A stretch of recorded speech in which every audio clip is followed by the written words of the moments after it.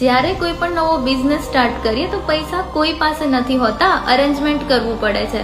Life કોઈની easy નથી, બધાની લાઈફમાં પ્રોબ્લેમ હોય જ છે, ડર પણ હોય છે. જ્યારે મેં આ બિઝનેસ સ્ટાર્ટ કરેલો મને પણ બીક હતી કે મારાથી થઈ જશે, પણ એક વસ્તુ ક્લિયર હતી કે જો આજે હું મારા માટે સ્ટેન્ડ નહીં લઉં ને તો કાલે કોઈ મારા માટે સ્ટેન્ડ નહીં લે.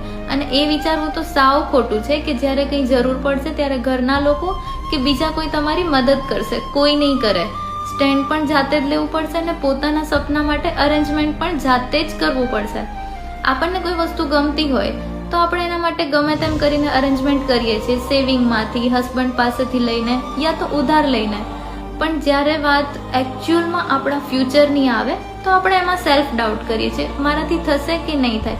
થતું કોઈથી નથી, શીખવું પડે છે અને શીખીને બધી વસ્તુ પોસિબલ છે. યાદ રાખજો કે જો આજે તમે તમારા માટે સ્ટેન્ડ નહીં લો ને તો કાલે તમારા માટે કોઈ સ્ટેન્ડ નહીં લે.